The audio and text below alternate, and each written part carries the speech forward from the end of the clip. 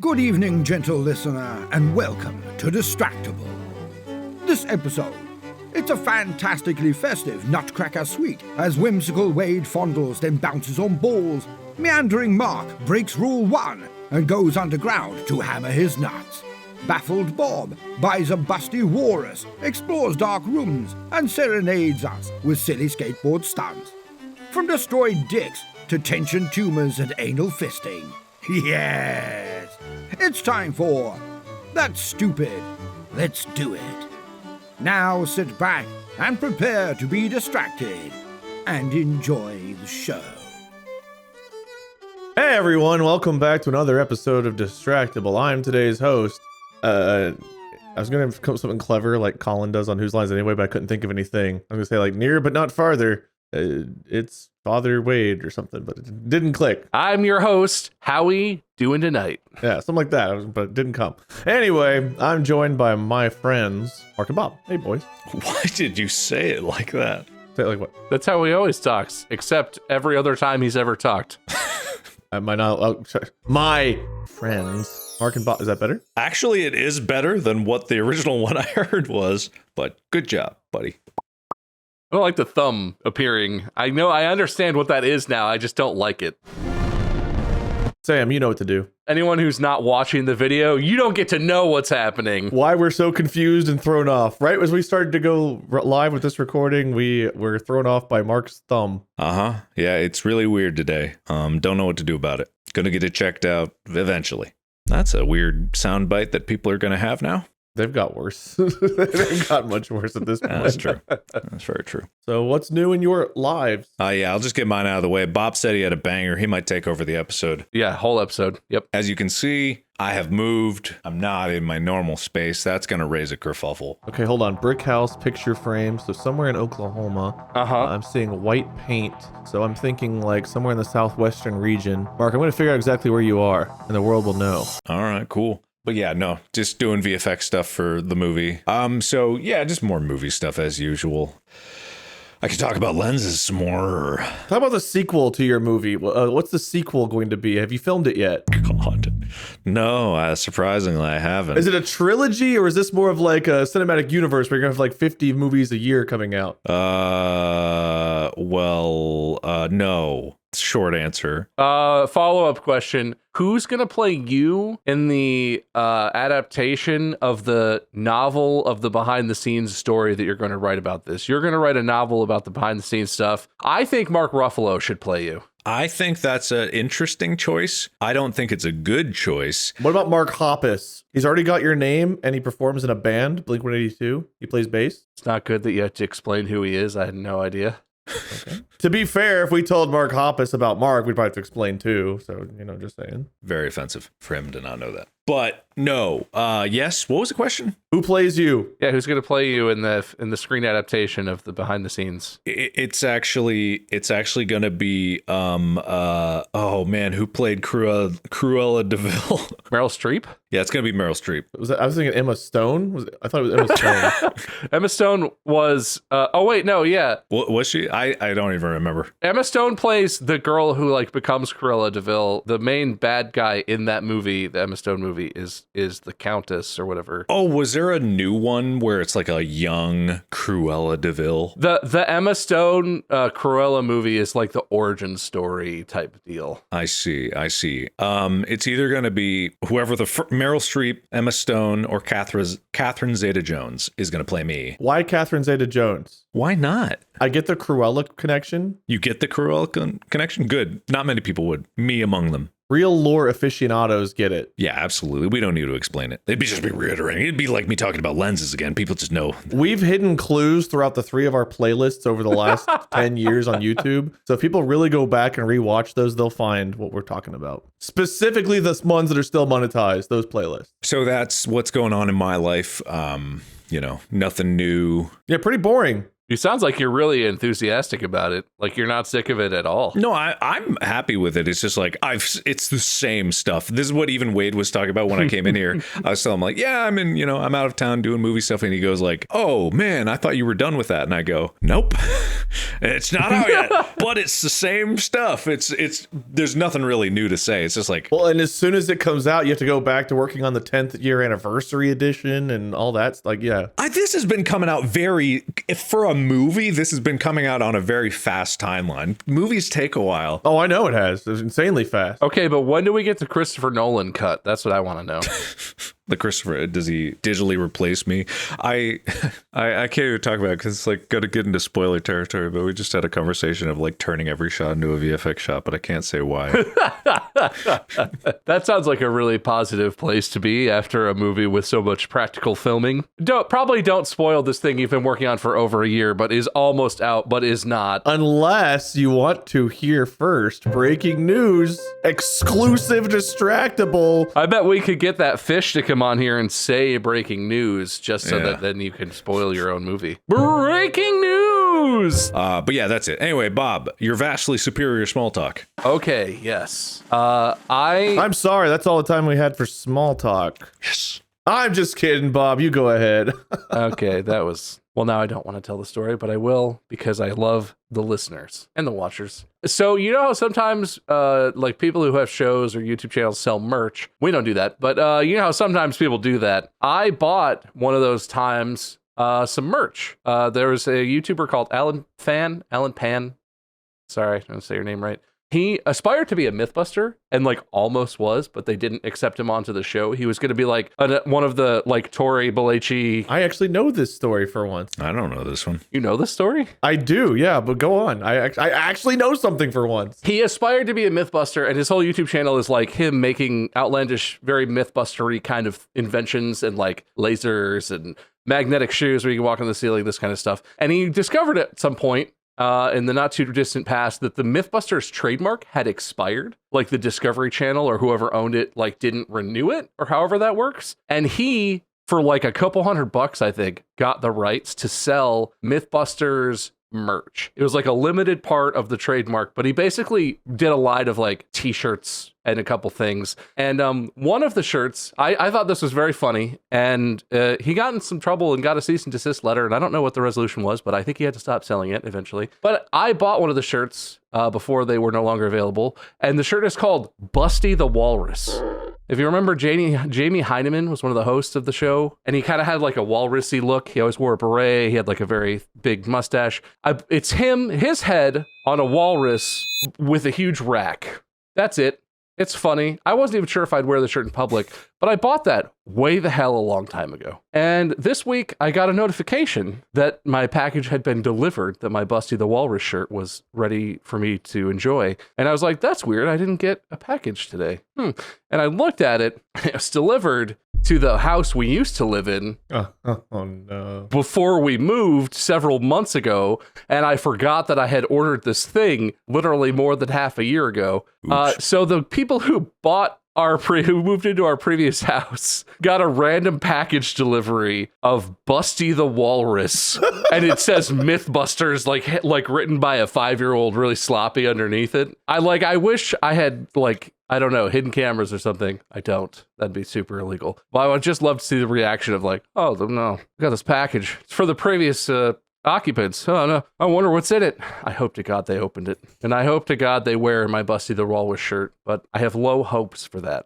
Well, you learned your lesson in the previous house. Like, you go to dinner or lunch with the previous homeowners once a week. You're close to them. That way, if you need to find like any water shutoffs or anything for fridge installations, you can. So they naturally would also be keeping in touch with you as the previous homeowner of their current house. So you should be able to get your package back easy, right? Just over lunch? They live across the whole country in California. Only technically. Also, in every other way, including technically. True.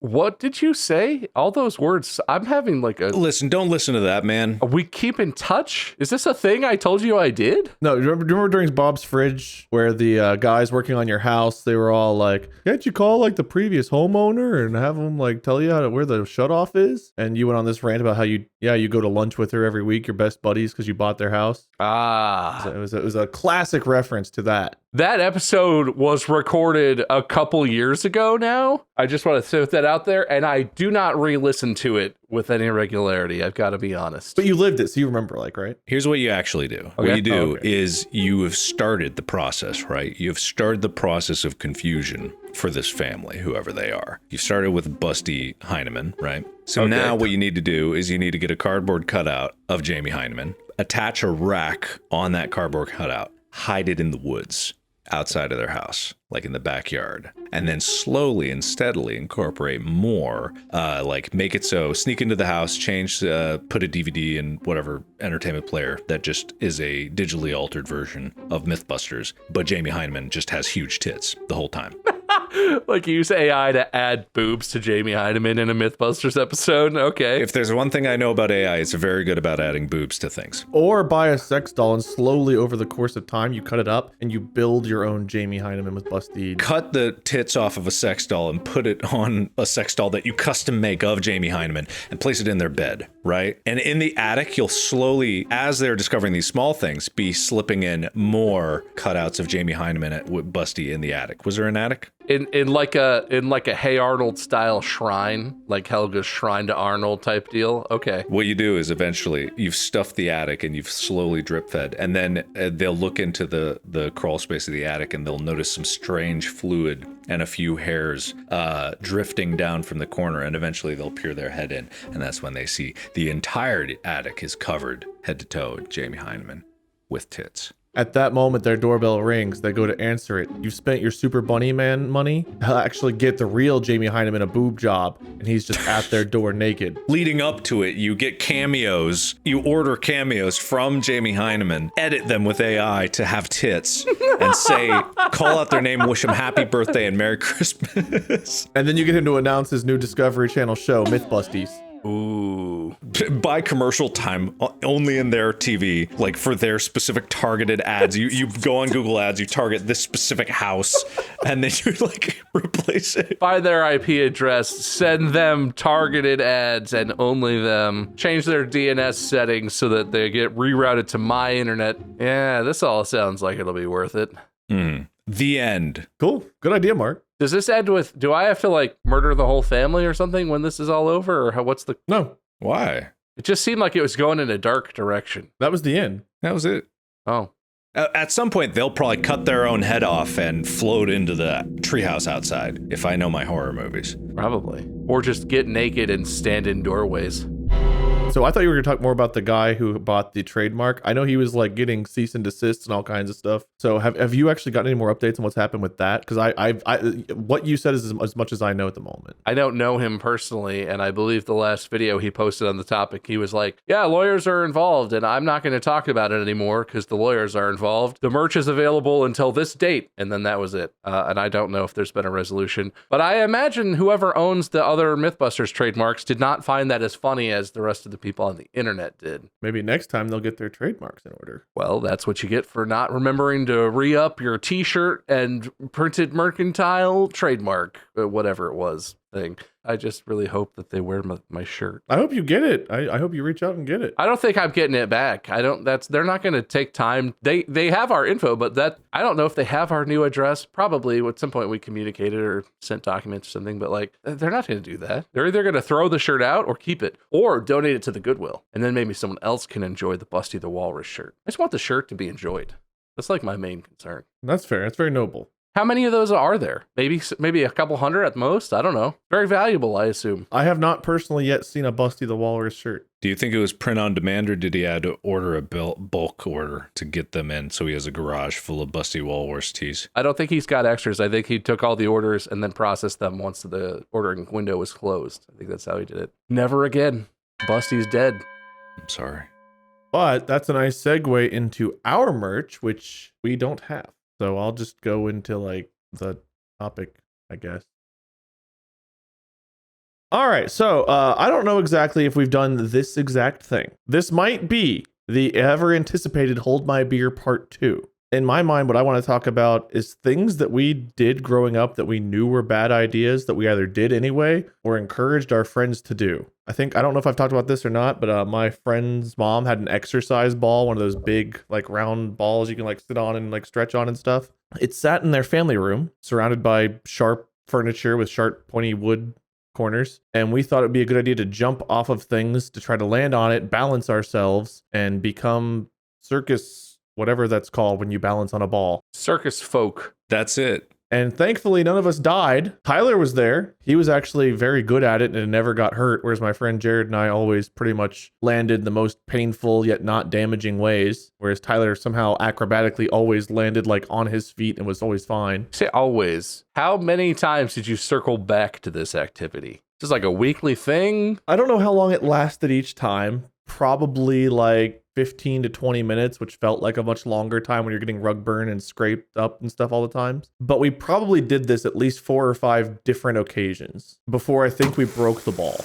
My buddy's mom realized what we were doing and was like, I'm just not going to get another one of those because I don't want you all dying. No, up to that point, no one had noticed a thing. Parents are out in the kitchen or in the other room, just hearing you guys just like, whoa, oh,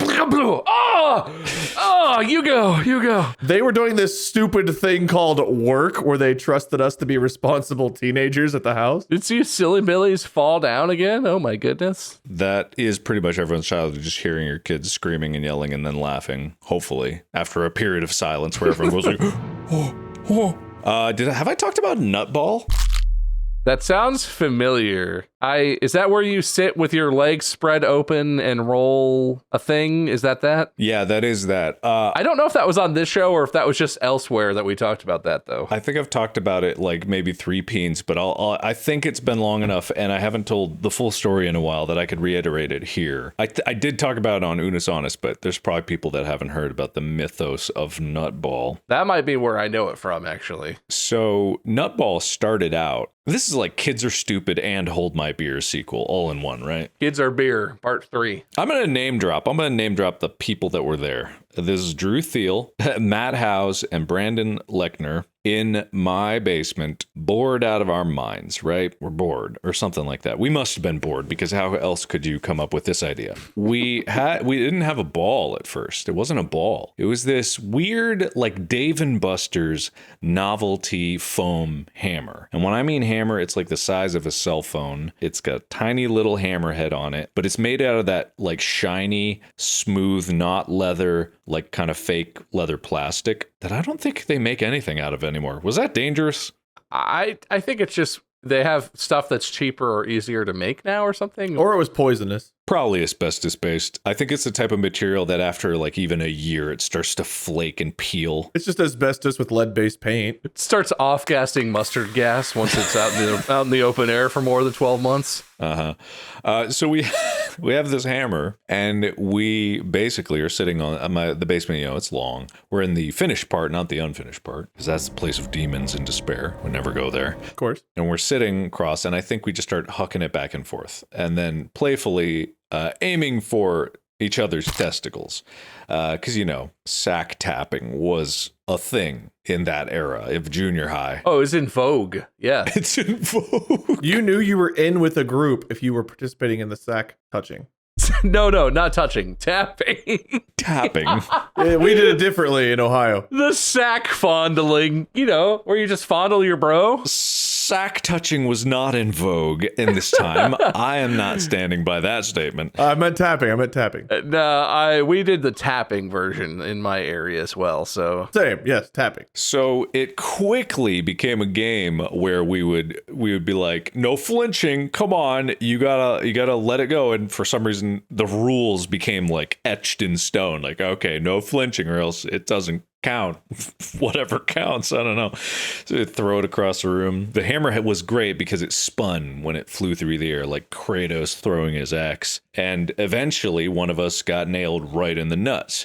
But it was foam, so it was okay. You know, it wasn't going to be devastating. It hurt, but it was no more than sack tapping. So we started going back and forth, and then we start throwing harder. We start flinging that thing. And we're all the way across the room, so it's fair, right? Somehow that makes it fair. You're all the way over there, so I got to throw really hard. So well, it's got to be accurate. Yeah, skill-based. So it's that moment, like, you know, we get hit in the face, too.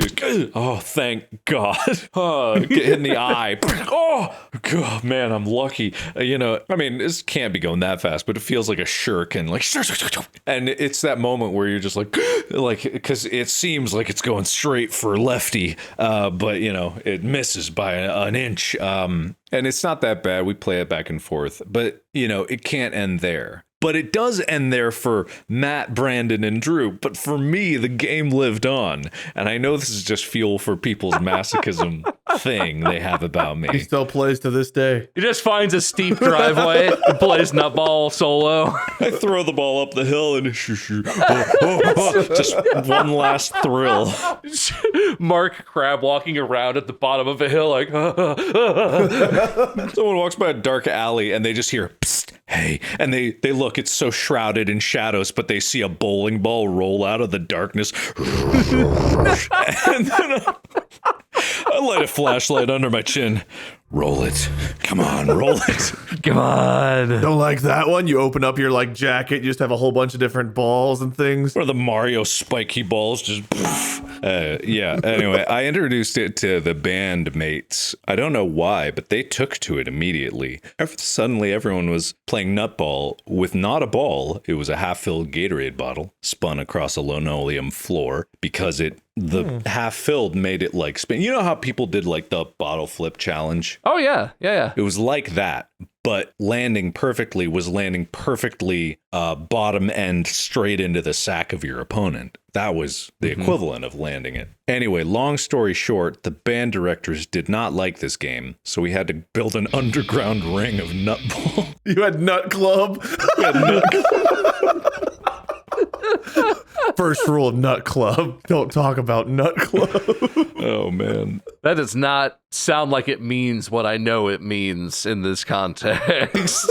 No, Nut Club. We are all shirtless. We're all in the instrument storage room. You had to be well groomed, no hair to block anything. You need to have just pure balls on ball action. We inspected beforehand. Actually, we did, because we had to make sure people weren't coming into Nut Club padded up. No, you have to get one. You get one free tap on the way in, and it's just so someone can test if you're padded up or not. Drew's wearing sweatpants. Get him out of here. It's got 3 pairs of jeans on. This really is true. He took steroids to shrink his balls. For some reason in my head, I'm like, this couldn't have lasted more than a few days. But no, we came in day after day, and there were rules where I was like, come on, you had to wear one layer. It had to be underwear and then shorts or jeans or something equivalent of like that. You couldn't have more than 2 layers. So there had to be time built up to have this. I feel like for a little bit there, people were excited. Like, you go into the instrument storage room? Yeah, Nut Club's on. You go into the instrument storage room. Wait, have you ever been in the instrument storage room? In the high school, no. In junior high, I think there was one in junior high, wasn't there? You ever think about that there are places in high school that you have not physically been? Just now, I suppose. I didn't go into the weightlifting room inside the high school, inside, not the external one by the junior high. I didn't even know there was a weight room in the high school until senior year. This is unlocked a core memory for me, and now I'm curious. Am I the only one who made a point of trying to explore parts of high school, or I did this in college too, parts of buildings that I was allowed into but that I had never been in before? Not private offices or anything crazy, but in my high school, I would just, if I was there after school for a practice or a club or something, and I went to the bathroom or I was waiting to get picked up or something, I would wander around and be like, oh, I've never been down this hallway before, and just go look and oh, there's that's where the auxiliary gym is, or oh, this is the back of the library. I think I had been in every area in my high school, and I was in a lot of places on UC's campus that I'm not 100% sure I was allowed or supposed to be in. Yeah. Just because wandering around just to see, right? Just to go into those liminal spaces and just be what is in here? I never did that, no. I wanted to do it more at UC, but there are places in the high school that I still have no idea. There was a photography room. There's a room for the yearbook people. There's a photo development lab. There was, at least, in the high school. Oh, yeah, the dark room. The dark room at my high school was really cool. I heard about the rumors of the girls' locker room pillow fights, but I never got to see those. The men's room, I did get to smell those. Not great. The men's room pillow fights were obviously better. The men's room nutball league. But all of the pillows were good old, fuck his name, Tommy Hasselhoff. What the fuck's his name? Are you talking about David Hasselhoff? David Hasselhoff, yeah. Are you talking about Timothy Chalamet? That man who played Willy Wonka? Talk more about your experiences. Speaking of, not at all speaking of that, did you guys realize that Fruit of the Loom has been gaslighting everyone? I saw that. What do you mean? Okay, Wade, think of the Fruit of the Loom logo. Describe it. Don't look it up. It's like a cornucopia with like some different fruits, right? Right? Yes. Cornucopia. We talked about this on the episode where we talked about the Mandela effect, and we looked it up. And the modern Fruit of the Loom logo, no cornucopia. It's a pile of fruits, and it just says Fruit of the Loom. Why'd they get? It was real though, right? It was, but if you went to the Fruit of the Loom website, they had a history, and I think we brought this up as evidence that it never existed. They had a history of the Fruit of the Loom logo, and it said over the years they've never had a cornucopia, and they actively put out the story that there has never been a cornucopia. And the thing is, I think on that episode was very adamant, like, I swear, I know for a fact, but the company was gaslighting everyone that there was no cornucopia. Why? I don't know. And they've been doing this for years, like even before TikTok existed, or like, I mean, it was probably during the era of social media, but was there just a really successful like knockoff brand who copied Fruit of the Loom, and their fake non-real logo was the one with the cornucopia? Because I can't imagine another reason that the company is straight up just lying and saying they never had a cornucopia in their logo other than they didn't, and that was like some pirated, that was like, knockoff products or something weird. Is that it? Because there's no reason that makes any sense. It might have been some executive was like, a cornucopia, no one's going to know what that is. That's old. No one's going to care. We need to be modern. We're Fruit of the Loom. This website, there's a picture of a shirt that has the logo with the cornucopia, and that's how I remember it. It wasn't even that long ago. It was like when I was in high school, which I guess admittedly is getting a longer time ago, but the Fruit of the Loom as a company has been around for many, many, many years. And they say in their history of their logo, they didn't have a cornucopia. I don't know how far back it went, but my entire brain and history says that there's always been a cornucopia. 100% there was. There like that cannot be a Mandela effect. That has to be real. It's not, but it was an imposed one. So now we can't trust any of these so-called Mandela effects. All of them are true that people believe, because this is the domino effect that Fruit of the Loom has created. We can't rely on anything. So Sinbad was a genie. Yes. Okay. Do you think what happened was Mr. Loom played nutball and was hit so hard his balls just vaporized? In order to compensate, he took his own logo and ripped out the cornucopia because it reminded him of a sack, and it just hurt him to see. And he said, erase it from all of history. So he didn't have to think about it. Do you think nutball caused this? Was he at our school, Mr. Loom? Yes. I'm going to confirm this. This reminds me of something else completely unrelated. I don't know why, but I feel like I've been talking nonstop. I'm going to say it anyway. What you just said reminded me of this really weird comic that I stumbled across on the internet. I was bored and I found it, and then I read all of it, right? And it was such a bizarre comic, and I don't know what it was called. It started off with two robots telling each other a story. Some people probably know what I'm talking about from this moment. The story evolves that it's a bunch of like generations of basically the same dude, but it's not really a resurrection thing. But anyway, at some point in the story, the guy's dick gets shot off, and then everything about the story becomes about this guy trying to reclaim and or prove his manliness and or have a child. And so he builds this space plane or this supersonic jet that he plugs and controls it by attaching the controls to his non-existent dick, and the entire jet is shaped like a dick, and then he flies around blowing everyone up.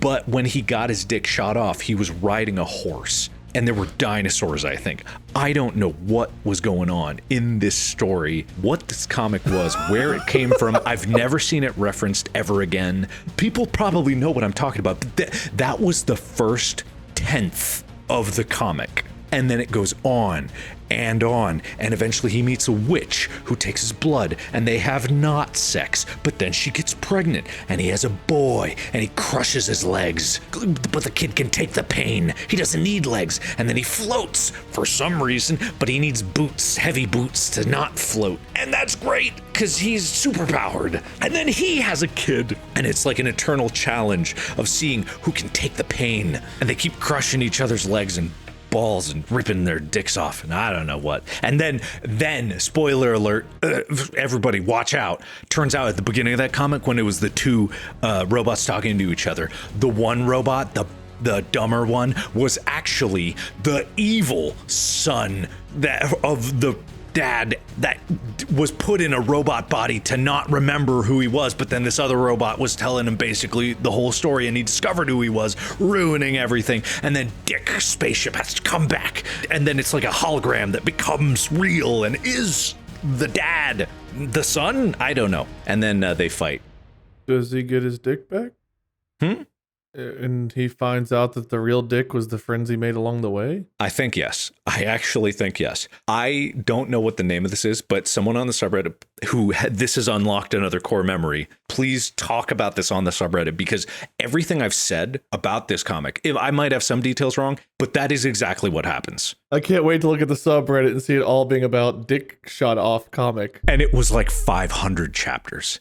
I stayed up all night reading this comic. The One Piece of Lost Dick. It went on forever. I can't explain it.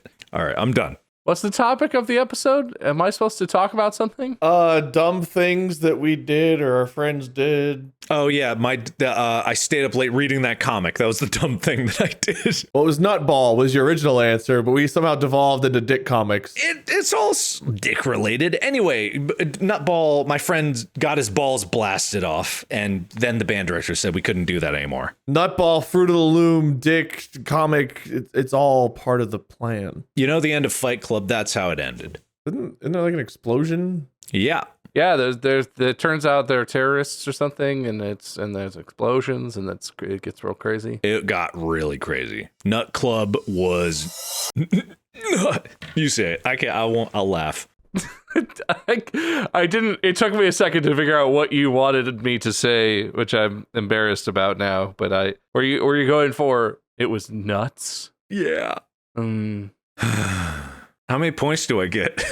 Not sure. Bob, do you have? I don't even know if you've told a story yet, Bob. I can't remember. He hasn't. He hasn't had a chance. I haven't talked yet. I mean, to be fair, I told the Busty Walrus story, but that wasn't part of this. I did say a little bit ago that like I have another thing that's unrelated, but I've talked a lot, and then there was silence, so I just jumped in. Yeah, well, I was curious what it was. I'm glad that we got to hear about the comic thing. I'm curious about that now. I hope the subreddit gives us like links and stuff. I want to see it. And I will say, this is not as grandiose as Nut Club, but it's painfully stupid. So my family was getting ready, like literally, it was the morning we were getting ready to go on a big family trip to Disney. This was like planned for over a year, long time coming, huge trip. We were like packing the car. As my parents were packing the car, for some reason, I decided that was the exact moment that I needed to see if I could ride the skateboard down the driveway that I had owned since like my previous birthday, but that I had not one single time ever ridden for any reason. And while my dad is putting all of our belongings into the car, so we're, it's like a long drive down to Florida, getting ready for this thing, I get the skateboard out and I start trying to skateboard down our driveway. And I'm doing okay. A little stumbles, but I'm rolling down slowly down the driveway. And at some point I'm like, yeah, I'm killing this. I bet I could do an ollie, which is how you jump on a skateboard. It's a specific foot movement basically that you do to get the board up into the air and still be on your feet. And I very loosely know how that works in theory. At that point in my life, I had never even tried to do one. I've still never successfully done one. And at that moment, I was like, yeah, 20-hour road trip ahead of us. Now is the time I'm going to do an ollie. I don't even know what an ollie is. He just said. It's just literally like how you jump into the air on a skateboard. I did explain it in a good amount of detail. Well, okay, but I didn't know if there was like another twist to it, a spin to it. You It's just kick it up in the air. it's the almost the most basic skateboard. Like it's easier to. There are a couple things you can do on a skateboard that are a little bit easier than an ollie, but still pretty difficult. Basically, like one of the fundamental things you learn when you're trying to do skateboarding as like tricks and stuff. Wait, Sam, please rewind, and as Bob is explaining what an ollie is, zoom in on Wade's face. I just want to know what was going on. And if you want to, you can just put a little green screen here and just play whatever you want in my head, I suppose.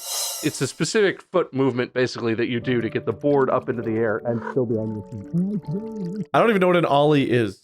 What I was trying to think about, well, if you want to know now that the moment has passed, Okay. is I was thinking about an ollie, and then I was like, okay, an ollie, and you were explaining that you're kicking it up in the air, and I was like, is that where you like flip it? Is that where it spins? Or is that where it just goes up? Like I was going through the different things that I could remember from skateboarding. So as I was saying out loud the answer to your question, you were just... Yeah, my brain was playing the other options. I see. That's what my brain does sometimes. No, I'm with you. You know what? Points for honesty, Wade. Thank you. Wait a minute. You could pretty much guess what happened because it's the Disney Channel version of what happened. I go to do an ollie, my back foot comes off the skateboard, I do the splits, I fall, I'm scraping my knees and my elbows, all of me is bleeding, and literally like it could not have been more perfect. Like my dad walked out of the garage and was like, "All right, I think it's time to go," and then cue me being like, "Yup, oh no," and my dad is just like, "Okay, get in the car. I mean, we're not. This has been planned. We're not stopping because you're bleeding. Get in the car." And I did. I got in the car, bloody knees and everything. And for the whole road trip, sat there just like, oh god. And my parents were just like, "You shouldn't have done that. I mean, maybe you'll learn your lesson, idiot." How old were you when this happened? Oh, middle school. Last year. Young teenager. I mean, old enough where it's not like I could skateboard and I was just doing something I had done a bunch. It's not like I was even that athletic, right? I played sports, but I was a lineman. I played lineman in football, which is not an easy position, but is not like an athletic skill position. I did not have nimble feet. I was not good at catching myself and not falling to the ground. I was like strong and, had good leverage. That does not make you a good skateboarder. There was no reason on earth I should have thought, oh, I could probably just do an ollie, except that kids are morons, and I was a kid. Oh, that's fair. I remember the Razor scooter. I don't know if you guys were part of the Razor scooter phenomenon. Oh, dude, I had a wheelie bar. I had custom low-profile wheels. I had a grind plate put on mine. Couldn't grind it. Couldn't even remotely. But I had it. So when I rode around, you could tell I was cool. My friend had a sidewalk from his door that curved and kind of went down and around, and then came to like some like kind of high up steps. And then my mom's house, there was like this flat patio area, then like a little rock wall kind of thing. It wasn't high; it was like a foot high, but like the other side of it was more of a drop off. And we got braver and braver with the things that we thought we could do with those on our Razor scooter because the street was relatively flat. We tried like going and grinding sideways on the rock wall, and we actually shattered and broke the rock wall. It collapsed one time. And of course, when that happens, you don't look cool. You fall and you land in the broken rocks and rubble, and you have to get up and like crying. My friend like rode home on his scooter. Or whenever I was at his house and I tried to ramp off on the blacktop and tried to like spin the thing around while I was in midair, and it just didn't. And then I landed sideways, flat on the blacktop, and scraped my way down. I had my moments where I thought I was cool, and then life humbled me very quickly. You should be glad that you could not successfully do most of a tail whip, because the way worst way for that to happen is you jump into the air and try and spin the bottom of it around. Your feet land on the ground, and then the very heavy, very sharp-edged metal thing hits both of your shins with maximum velocity once they're locked in on the ground with all of your weight holding them steady, so it feels like your legs are about to get chopped off by a Razor scooter. No, thankfully I landed sideways and just scraped myself up, because if I also landed straight on my feet, I probably could have like broken my bones and had them pierced through my thighs or something. Oh, 100%. Yeah, that's how. Yeah, definitely. All right, well, points for being a real big idiot before a road trip. I can trace back when I should have known that I had a tumor 2 years beforehand. So here's the thing. I went to the hospital and they found that I had a tumor when I went in because my appendix was going to explode. So that was the urgency with which I went to the hospital for that, right? Bob, do you remember freshman year when I would go work out with, I think it was like one of your friends who needed a workout buddy, and I went to the gym with him. Almost every single time that I went there, I would end up having this strange physical ailment that occurred. I don't know if I even talked about it when I went back as a freshman in college and as like a fully fledged adult, but just stupid about the world. The concept of seeing a medical professional was not something that even occurred to me. Like if I was in pain or hurt, it'd be like, we were invincible back then. It was just like, yeah, it'll go away. So if I did a specific back exercise, this was it. It was any kind of back exercise that had me like extending backwards, like kind of flexing my back to raise my torso, something like that, or twisting to the left, right? Specifically to the left, torso rotation, stuff like that. I would suddenly feel like my body was going into shock. My hands would get tingly. I would have to go lay in the I was going to the bathroom. I would go in a stall. I would tell the guy I was working out with, like, it's happening again. Go into the bathroom, lay on the floor, shiver, and then it would go away in about like 30 minutes.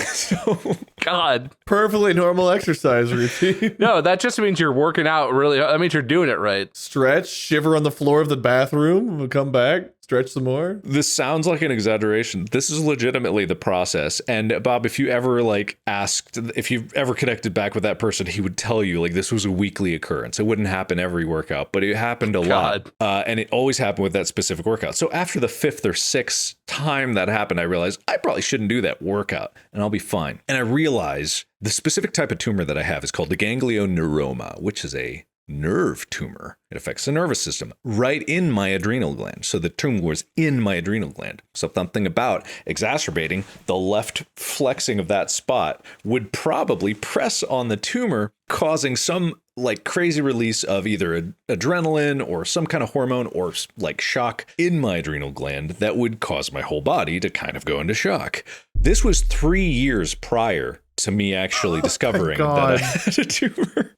And, you know, the whole time there was these weird occurrences where like suddenly I was just like, oh man, I gotta go collapse for a little bit. I remember I was working at that sushi restaurant and I went in one day. I was like, man, I don't think I could work today. My back, it feels like I'm being stabbed in my kidney. Oh, weird. And that was months prior to me going. If at any point in any one of these times I had gone to a doctor and they had even done the most cursory scan of anything going on, if I'd gotten any kind of like scan of my abdomen, they would have found it. But I didn't. So don't be dumb like me. If you have an ailment, see a medical professional. But just think all the other times that you were like, it'll just go away. It did. And you probably have no other tumors or anything to worry about. Yeah, absolutely. It may not be a tumor, but if you end up in the bathroom collapsed on the floor for 30 minutes or more at a time, maybe. When you're that age, it's more embarrassing than anything. It's like, oh God, I can't let anyone see me be in a state of mortal panic. The toxic male, like, can't show weakness thing, you know? Yeah, I can't even explain why, but I feel that too. And I'm not at all like a macho dude in any way. The other dudes weren't allowed to see you be weak. Like, that's just the way it was. If that had happened when I was in college at that time in life, yeah, I would have gone to the bathroom and like just waited it out. Still to this point, I need to have the shoulder surgery. I've not had the shoulder surgery yet for the slap tear. And like, I go to do things like lift a box and like my hand goes numb. My arm just starts aching horribly. And I'm like, I'll just tough it out. I'll be fine. I'll get the surgery eventually. But like, I'm busy. I got stuff to do. I can't do it right now. I don't want them to see that I'm struggling. I need the surgery. They'll be like, wait, you should go have surgery. It's like, I'll just shut the fuck up. I'll get to it eventually. You're going to have a great story in 2 or 3 years. About why he only has one arm? We'll call it adults are stupid. Instead of kids are stupid, adults are stupid. It's not the first time. I told you guys about how when I was trying to call my ex on the phone and I was on a golf cart, my cousin wouldn't stop the golf cart. So I was sitting on the back and I was like, well, if you won't stop, I'll just get off and make the call. So I got off running the opposite direction of what the golf cart was doing, took 2 steps, went flying backwards on my tailbone. God. And then 2 years later, sitting in class, all of a sudden I had trouble sitting flat. I was sitting on like one cheek. I was like, man, it's really uncomfortable sitting like normally. And then it got to the point where it was excruciating. And then I started going to doctors and they would like, better check in there. Nope, your intestines feel fine. And then one day I just bend over, look in the mirror and see that I've got a second bloody butthole. And it's like, that's weird. Yeah, that's what the doctors missed. They didn't check the second butthole. They didn't see the big bloody fissure where the bone and hair and everything else was trying to escape from where I'd fractured my tailbone. Nobody noticed that thing that I'd caused whenever I jumped off of a golf cart, probably. Well, doctors don't look. That's embarrassing. You know, they just reach around and feel in there. And Dude, by the third time after, dude, there's a doctor. I've told the story. He had the biggest fingers of any man I ever met. I, to this day, cry remembering his fingers going into my butt. Rather than have that experience, I would so much prefer a doctor to look at all of me. You can please examine away. Just keep your fingers out. Unless they are normal human-sized hands. Because if your fingers are the size of a gorilla's fist, keep them away from me. I just imagine every time you go to the doctor and the doctor is like, all right, well, let me take a look at you. You just get naked all the way and you're like, just look and don't touch. No insides. I go to the dentist, strip down. What if there's teeth somewhere else you haven't noticed? Look! you shake their hand and you go, nice to meet you. Oh, it's a pleasure. All right. Yeah, this will work out. There were many times where it was fine. There was one man who I've never forgotten. The fact that he became, I think it's a whatever the fuck. Enterologist. It's cruel and unusual that with fingers that size, he went into that profession. Can we talk about this? Can I get an honest answer? Sure. I think we know Wade's answer. I'm just curious, I guess, polling you guys. I'm trying to think very carefully. I've never had a doctor put anything in my butt for any reason. No fingers, no butt thermometer. No. Is that normal or abnormal? How's your butt, Mark? You get butt examined a lot? Not a lot, but I've had it before. We're getting to the point where we're going to start having to have like prostate exams. Yeah, like I know it's almost time for prostate exams and stuff, but I don't think it's normal for that unless you have something going on. did you have a butt problem, Mark? Why did you get butt tested? It was actually after my tumor surgery, and also after I believe I don't think to check for bleeding. It was after any kind of abdominal surgery, they have you on the lookout for any kind of like blood in your stool. Basically, this is an unpleasant conversation to have. No, I'm genuinely curious. Silly kids and their dumb butts bleeding. Whoa, that Mark, we were so dumb back then. I was an adult. I don't know what you're talking about. Nah, we were kids. Anyway, I know that it's going to happen, and we don't have to continue talking about it. I was just curious because is this one of those things where everyone talks? Yeah, I mean, that's just Colonoscopies too, but that's a whole camera. Oh, we're not that old. Yeah, we're saying time there. We're closer to 40 than we are high school. Are we? Yeah, we are. Hate to tell you, man, but yeah. I don't know. I hadn't thought about how old I am in a minute, but yeah, no, that's accurate. I'm sorry, Bob. I hate to be the one to tell you. Listen, I had an idea for an episode that I was going to talk about how we're getting older because it's really catching me off guard. But we could use a part 2 or 3 of that. I don't know if we've ever actually done the episode. What do you no? Didn't we do it the first time? Probably. The time where I tried to do it and it was a repeat and it turned into the worst piece of shit episode ever. But we have to do the episode We Are Now Older. That's what has to happen. Oh, yeah. Oh, that's in the pipeline. We done got old. I actually have a thing. Mandy ordered a thing for us to use for that exact episode. So that's on the way. It keeps getting delayed in shipping, but like it's supposed to get here in the next couple of weeks. And I think it'll be fun. Okay. Well, I guess I'm going to take the time to wrap up here. I feel like... How many points do I get for never having a doctor in my butt? 30. Ah. Mark, any questions or requests for points from you? No, I trust the judgment. Cool. Bob, who do you want to win this? Ooh, I'm going to get a green light like that. I think, let's go with me. Okay. Mark, preference on who wins this? I think that it should be in accordance with the points. And if the points happen to favor me... Okay, and who should have more points? the winner. No, backtrack. Yeah, but Bob thinks he should have more points. No, retract. The person who should have more points is the person who had more on-topic things to say. Retract. The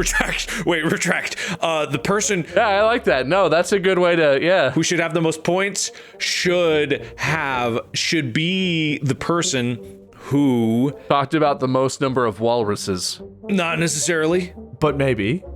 because maybe I talked about a lot of walruses. Did you? I did. Talks about Jamie Hyneman a lot, and he's a walrus. We all know it's an equivalent exchange. Full Metal Alchemist, you know what I mean? You are really struggling to say I deserve more points here, Mark. I don't know why. Is it because you don't believe it? No, if I was the winner that had more points, if I had more points in the scoring, what I'm saying is that I believe that there was a proper scoring system occurring throughout the episode because the judge is of sound mind. Retract. The judge is of mind and sound. You know, I should deduct points, but that's fair. May we approach the bench? May Your we Honor? approach? Yeah, of course. I'm having horrible flashbacks, but yeah, by all means. My favorite funny bit. Yeah, you loved that bit. That was great. Don't laugh, Your Honor. I think what my opponent's trying to say, Your Honor, is that he thinks that I should win and he just doesn't. He's too proud to say it out loud, but that's okay. I'll say it. Is this true? No, it's not true at all. So you think you should win? I believe in many things. Great. But belief has nothing to do with the law. That's true, kind of. So does the law say you should win? This is a really weak closing argument. I yield the remainder of my time to my opponent out of fairness. I take his time, I will take your time, and I will use it to craft up more time. It's what time-rich people do, which I am, and as is evident here, the person who took the most time in the episode should have the most points, right? Because time is points, as the saying goes. I've never heard that saying. Unless you're saying time is money and money are points, in which case you're going to offer me money for points. How much money are you willing to pay me for points? How much have I got? Like right now. Hundreds, thousands, hundreds of thousands, billions? Do you have money on you, Mark? Like in your pocket, or? You seeing this? It's money. It's a Chris Jackson. I don't know which one he's on. I'm sorry. I thought it was the 20. Is that a 50? It's a 20. Jackson's on the. Yeah, see, Bob, it's not a 20. It's a Chris Jackson, which is on a 20. Oh, he's on. Oh, the 20. Okay. Do you guys think that with inflation, the 50 is going to become more common? Yes, I think everyone's going to get rid of their debit and credit cards and go back to carrying cash. In fact, I think the $1 coin is going to become a lot more valuable here soon. Any day now. Why do you guys not carry cash? Cash is an important thing to have on you at all time. I usually have a small amount of cash, but not like that much, maybe, or less at all times. Oh, I'm sorry. Am I flashing my massive stacks of $40 here? A little. I don't even carry a real wallet. I carry enough to tip my personal chef or limo driver or valet, but I don't have enough money to carry 40 around.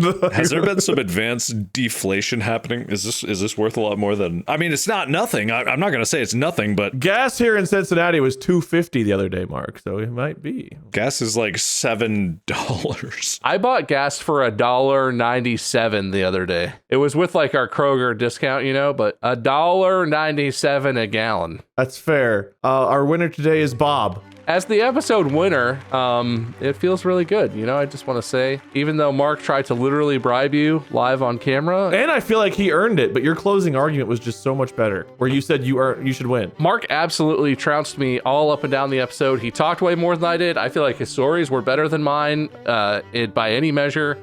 He had just had a lot more to contribute, but I earned the win. Wade.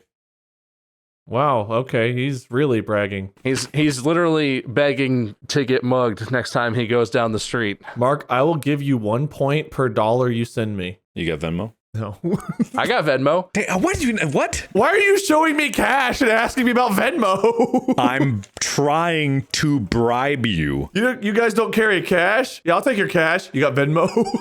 When you have neither, what do you have? Do you have money? No! That's why I'm trying to take yours. How do you do business? He doesn't. Bob, how much for every one of your points? Wait, how many points do I have? 1 billion. No. Okay, Mark, we can say with confidence that I earned at least 30 points because I asked for it and he gave them to me. So we'll say conservatively, I have 50 points. Yeah, that's fine. Since it's a premium and also it's an episode win, I will give you my points at a rate of let's call it gas. One point equals 1 gallon of gas. So it's about $2.75 a point. Thank goodness you're not going with California rates. Thank goodness. Oh, no, that's right. You live in California. $8 a point. No. $2.75, is that what you said? $2.50? Well, premium. So we're looking at probably $3.91. Oh, my points aren't premium. Let's not deceive ourselves. But my wins are. When I give out a win, it is pretty premium. I don't know. We'll see, I guess. Well, if I send you, oh man, $140 something right now, I get the win. Yes. Or if you don't want to do that, I will rescind his win and give it to you if you send me $1,200. Oh, that's just a good deal right there, I think. I'm not good at math, though, so don't trust me. 147 Bob dollars or 1,200 to Wade. It's up to you, Mark. I think he's making his decision right now, maybe? Could come down to a coin flip. I don't think I have your contact. I'm not a contact in your phone after all these years? Can't you just send me Apple Cash, Mark? No, his Venmo contact. You wouldn't know about this. I don't have a Venmo. Isn't it attached to my phone number? If you all out there would like to send us money through Venmo, you can send it to, I don't know how that works. I don't have it. I'm going to give them their winner and loser speech, but while they're trying to figure out their money, I'm just going to go ahead and say, if you want to look for us, you can find us. Bob at Meisker, Mark at Markiplier, I'm Wade, Minion777, or Lord Minion777. You don't exist. I'm pretty sure we exist. You can find us online. Podcast paused. Here, Mark. I don't think it's a little grainy. No, it'll totally work. Watchers, listeners, I'm thinking of a number between 1 and 10. What do you think it is? It's not working. It was 4. The number was 4. Mark, loser speech. Turns out I can't bribe even if I wanted to. I really tried. You could mail me a check and then win the next one. Do you accept checks? Or money orders. Yeah. What is a money order? Or uncut gems. You don't know what a money order is, Mark? No, I actually don't. How does it work? I'm actually not 100% clear. I'm pretty sure you get money orders from like the grocery store. I honestly don't know. I couldn't tell you. You pay the value of a money order and any associated fees when you get it. Then you send the money order to your intended recipient. They take it to their bank or another place that cashes money orders to exchange the money in order for cash. What is it? It's a check. Yeah, that sounds like a certified check type deal. But I think you can take it to places other than a bank to cash it, which is what makes it different than a check. You could take a check to other places too. You can cash a check anywhere that takes checks, I think. I don't know, man. I just read the description. All right. As the winner of this episode, this really strong, really funny bit that we did at the end here that really paid off for everybody. I just want to say that this is, it feels good to earn a win the wrong way, to win despite having definitely less points than my opponent, and to win despite barely even contributing to the episode as a whole. It just feels good to be me, I guess. So congratulations and thank you. Mark, did you say your bit? I can't remember. I zoned out. Yeah, I tried to bribe and it didn't work. Can you please get more technologically advanced, Wade, so I can bribe you? Yeah, I'll send you my PayPal. Why are you saying it like that? Literally, can't you send Apple money through iMessage? I tried. It didn't work. Whatever. Whatever. People have done that for me before. I've gotten Apple Cash. I don't even get my loser speech. Bob will host next just, time. I don't even get to talk about my loser speech. Didn't you give your loser speech? I thought, did I just ask if you gave one and you said yeah? I tried. Which time? I don't even know him. Do you have more to say? No, I don't. Podcast out.